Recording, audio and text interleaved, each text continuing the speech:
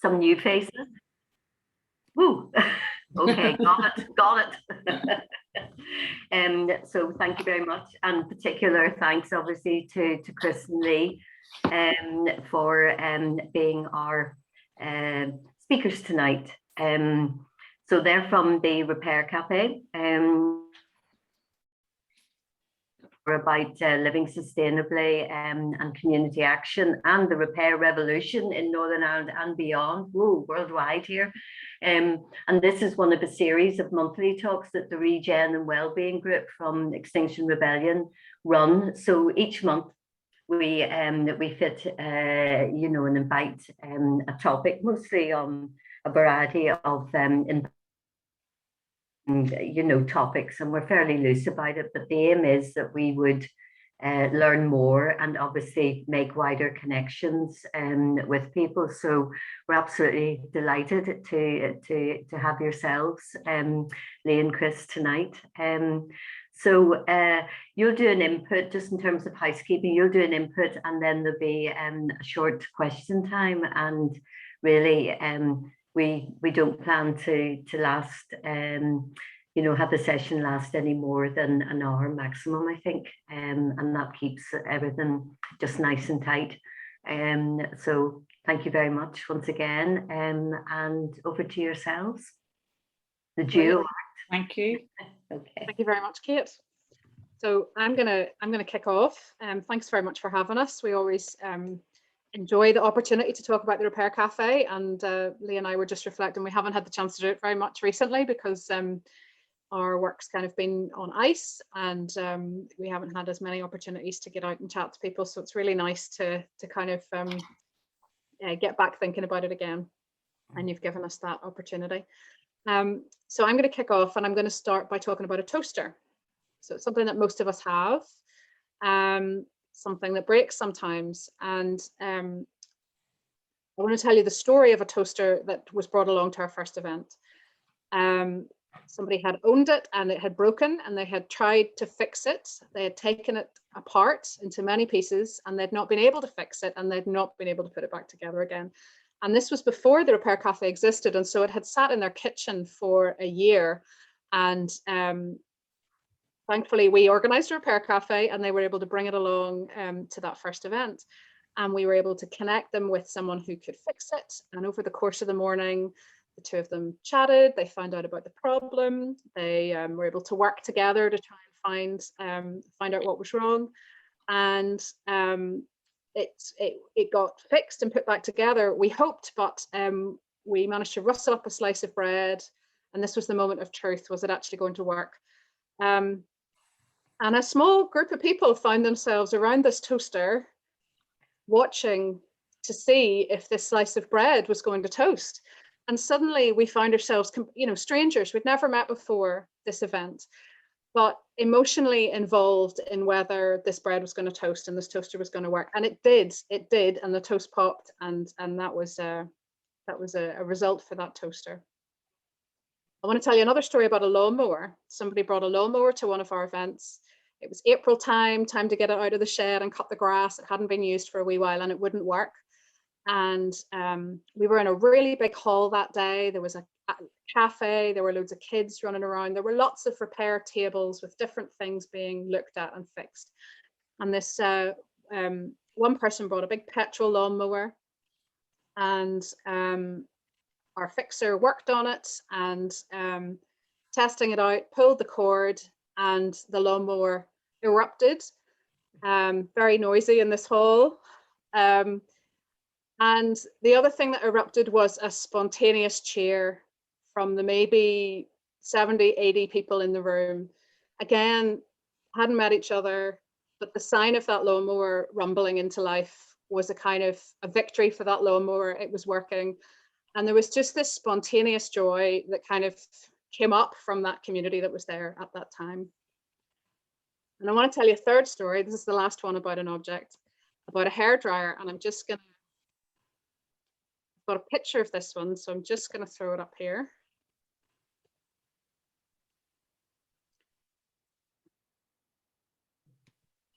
And this is the hairdryer. And this lady, Joanne, brought this along. It was her first time at Repair Café. And it was also Michael's first time. That's Michael there. Michael's first time as a volunteer. And we teamed them up, and Michael was able to work on this hairdryer and fix it. And it might seem like kind of an inconsequential thing and something you could live without if it broke. But over the course of the morning, Joanne shared the story of this hairdryer, and she said, my sister had given it to her, and her sister had died at Christmas. And when this hairdryer broke, she couldn't bear to just part with it, because it had so much more meaning for her than that. And so here at the Repair Cafe, we were able to get that fixed. And that meant an awful lot to her. And I'm going to pass the baton to Lee.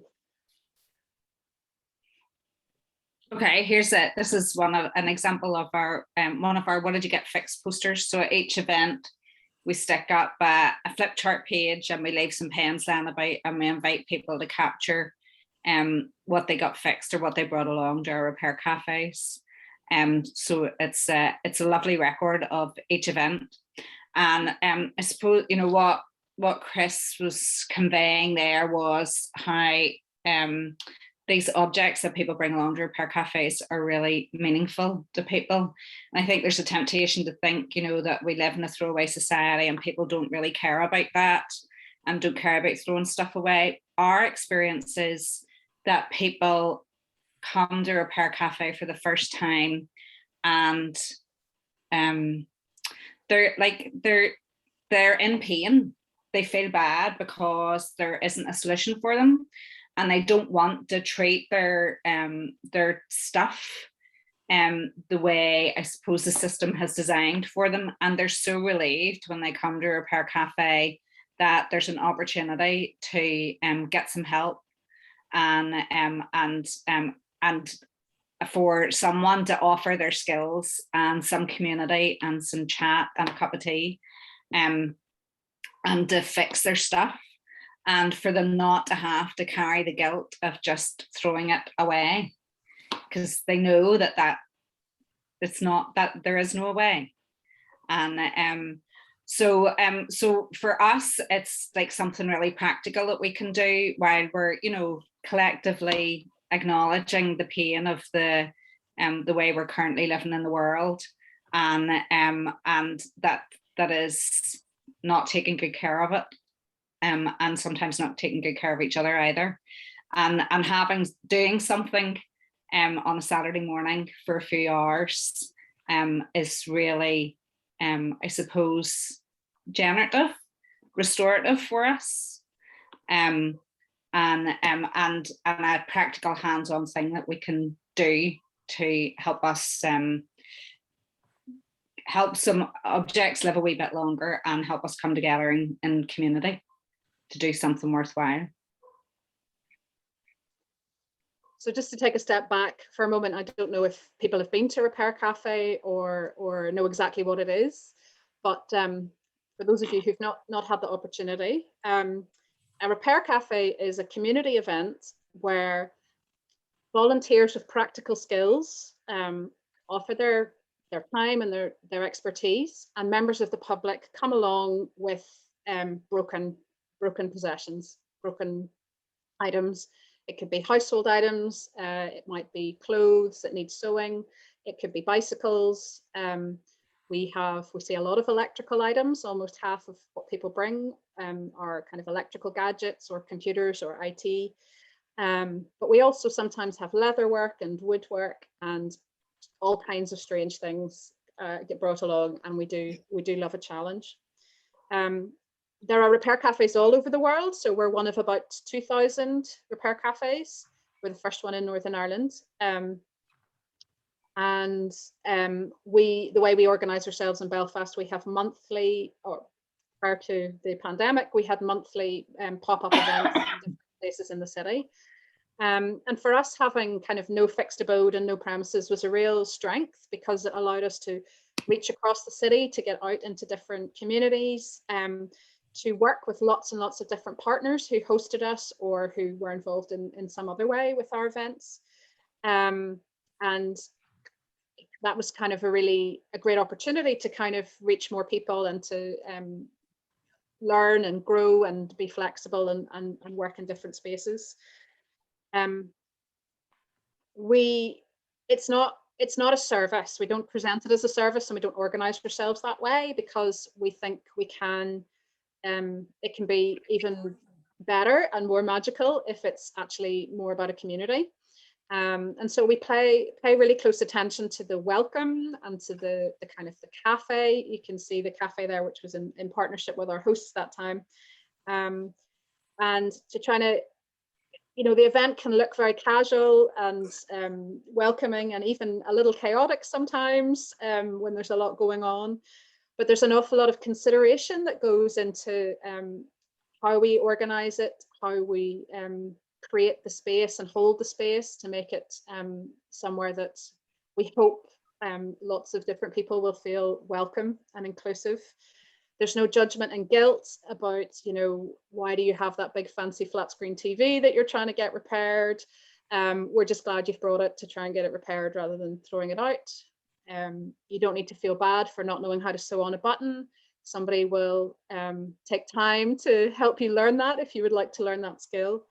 Because we really want the Repair Cafe to be something for everybody, and not just for people who are kind of already really into repair or already really into environmental issues. It's really for everybody, and it can be a great jumping off point for people who haven't maybe thought about some of those issues that Lee mentioned about how we live and how we organize ourselves and how we relate to our stuff. We hope it's kind of a way into thinking more deeply about some of those issues.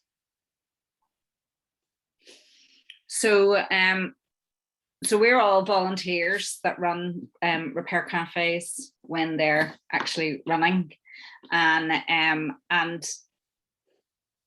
people play all kinds of different roles. So people often say to us, I would love to volunteer, but I can't fix anything. I don't have any repair skills. And we're always there's lots of different ways to volunteer at a repair cafe. There's lots of different roles, including welcoming people and running our donation-based cafe, and doing a bit of running, matching people and their stuff up with fixers. And this is one of our fixers here, Ricky, who he's a real character. He's great crack. And he comes along. So this man beside him, whose arm you can see they're both wearing the same overalls. So Ricky and John kind of come as a pair, and they started off together in the shipyards as apprentices. Ricky is an electrical engineer, and now they're both retired, and they come to Repair Cafe together and they fix stuff together, and create really great relationships with people who bring stuff along to get repaired as well.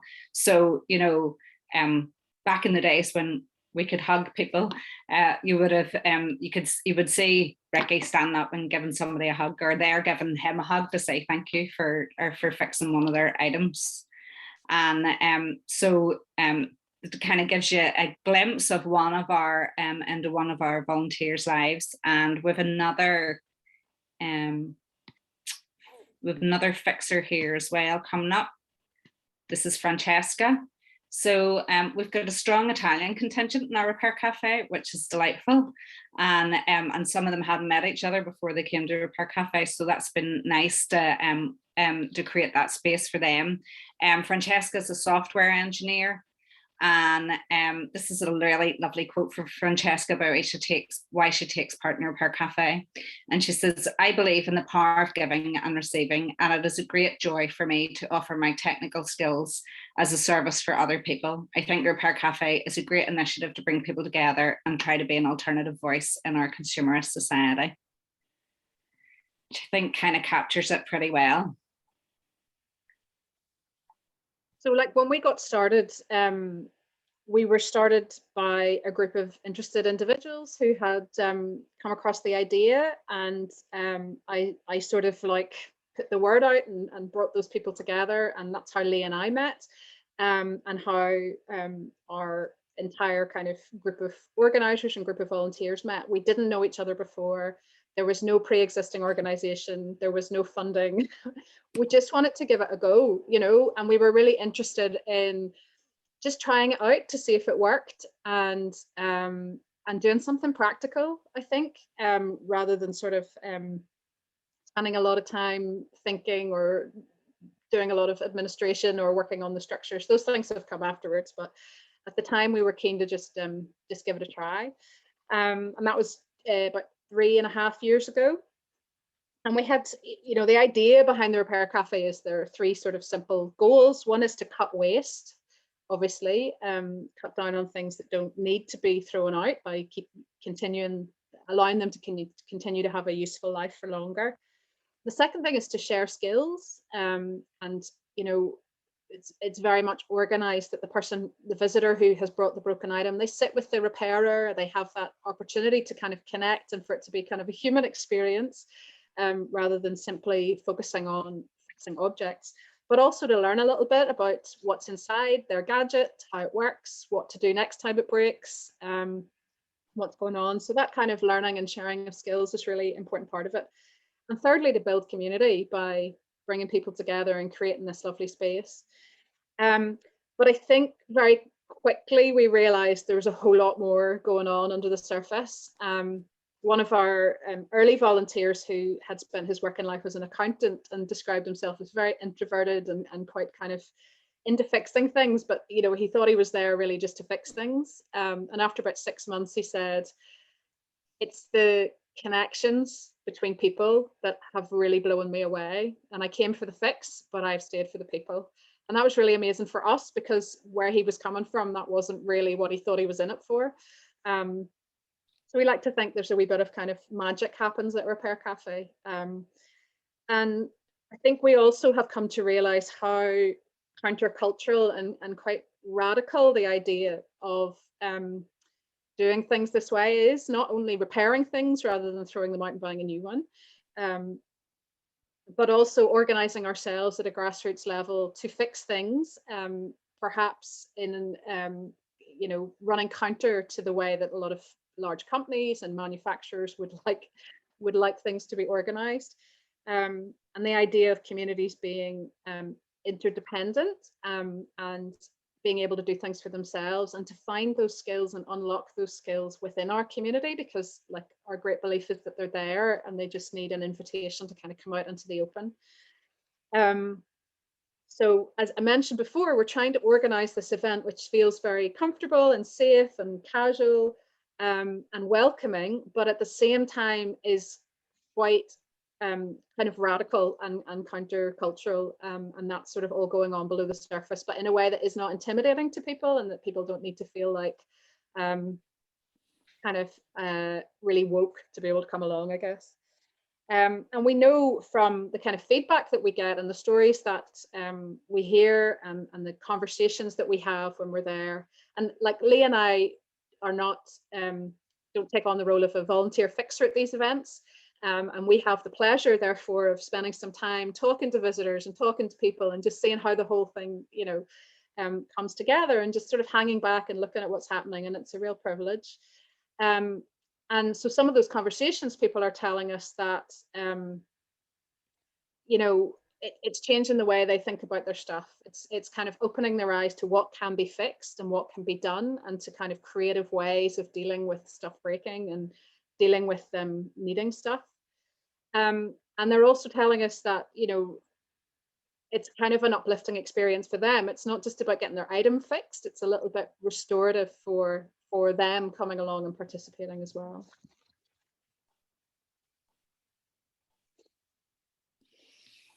So Chris put this lovely poster together for our AGM that we had the start of last year, just before everything changed, and kind of capturing what people say whenever they the feedback that we get from people. And so someone has said there, everyone should come, make it compulsory. Like, I think the compulsory nature of it might suck a wee bit of the joy out of it, but we'd work pretty hard, I think, to still make it a joyful and magical experience. You know, we've used those words a few times, both of us already, and we're conscious that, you know, in the climate emergency and the biodiversity emergency and our waste crisis and how we're living in the world, that can all feel very heavy and overwhelming and difficult to know what to do with it, and tempted to turn away from it and not think about it, and that we're and that that there's a sense that if we change the way we're living, we're going to lose things, and we're really conscious of saying, actually, you know, here's a glimpse of the future and how things could be, and it's full of joy and magic and community and a great space to be together and to take care of each other and to share skills. And at that AGM, one of the women, one of our volunteer fixers, had said that you know, she's a regular churchgoer and church is a really important part of her life, and but actually the Repair Café gave her something more through the community that we've created together. So I suppose it's like, you know, joy as an act of resistance is, you know, definitely in the mix, along with just really practical getting your stuff fixed. And one of my favorite visitors came with a kitchen chair and got it fixed, and then wrote on one of our feedback posters, "Now I'm going home to fix my other chairs. Now I know what to do," which is like the ultimate. That's exactly what we want to happen as a result of a Repair Café. So over time, so we were operating sort of for 2 and a bit years before everything happened, the pandemic. And over that time, we started to get interest from other communities, other places around Northern Ireland and beyond. And people got in touch and said, would you come and do a Repair Café in our area? And we were not keen to do that for a number of reasons. First of all, we were kind of very busy doing Repair Cafés in Belfast, and we didn't have a lot of spare capacity. And we also thought that this is a wonderful experience for us here in Belfast, because it's come up from people in Belfast and it's embedded in the local community, and nobody needs a group of people parachuting in from Belfast and saying, look how great we are, look at this thing that we can do, and then disappearing again. There's nothing sustainable about that. And so what we started to do was work with groups to say, well, what we can do is share our learning and share our experience and share what's worked for us. And so we started working with a number of groups outside of Belfast, just in kind of the late 2019, early 2020. And we, you know, created some workshops, and we did a bit of, you know, we brought some groups together and kind of worked with them to just, you know, discover what would work in their community, and the kind of the values and the ethos and the reason we did things in a particular way. And we had 4 groups in different places hold their first event, or hold a few initial events just before lockdown. And so, you know, that was really exciting, and there was loads of momentum there and lots of other communities that were interested. And obviously a lot of that momentum has dissipated, but we're hoping we'll be able to pick it up again in the coming months. And that's mainly out talking to people in Newcastle, in Ballyclare, in Donaghcloney, in Portadown, and lots of other places as well. We're interested to kind of see what would work in their community and start something there, which is one of the kind of the most exciting things, I think, about what we've been doing since we started.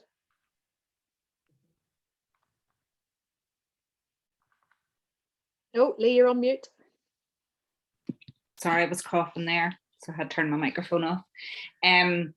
So, oh my goodness, this feels like a while ago now. We organised a conference in 2019. Like, time has gone so weird, hasn't it?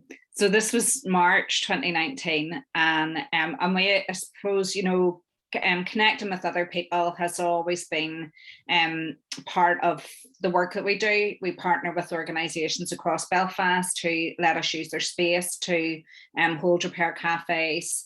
And so, you know, that network that we were talking about informally before the talk, you know, it's really important to us that we network well, and we kind of use the resources that are out there and share those resources as well. So so in March 2019 in the Vault, we held a conference. So the Vault, if you haven't been there, is a former further education college that is now being used by around 100 artists.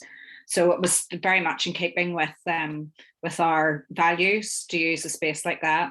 And at the we called the conference Buried Treasure: Rethinking Waste and Building Community. And we've got here Marion and Carol from Titanic Denim, who so she takes she reuses denim to create really cool new outfits. And Sophie Unwin, who started the Remakery in Brixton and Edinburgh and now runs the Remade Network, and they are starting to create repair jobs in Scotland, which is really exciting. And then Kat Fletcher, who's done loads of work in Brighton around reuse, working with the local council to stop them from throwing away computers and office equipment and redistributing that. So it was a really good day. Look how beautifully dressed our stage was. We had one of our volunteers managed a team of volunteers to dress the whole room. It was so lovely and welcoming and warm. It was really great. So I suppose, you know, like that in some ways repairs come up the agenda during lockdown. There's been, I think, probably more talk around the right to repair and some legislative changes, and that movement has gained some ground. There's plenty more to do. And you know, and then thinking about the economy and how do we reshape our economy so that repair becomes part of the high street again, and it's feasible for people to run businesses repairing stuff. And there, you know, the recent report that just estimated that there could be 500,000 jobs created by repairing and reusing household goods. And while we, you know, Repair Cafe events are wonderful and core to what we do, we're also interested in how do we get repair higher up the agenda. What does that look like longer term in terms of reshaping our economy and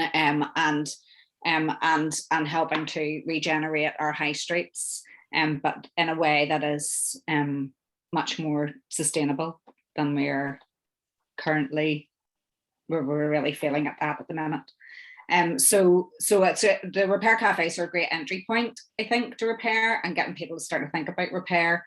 But we're really keen to take that and influence people as far as we can, whether it's local councils or, you know, conversations with DERA that we've been having over the last year as well. So I think that's us, Chris, is it?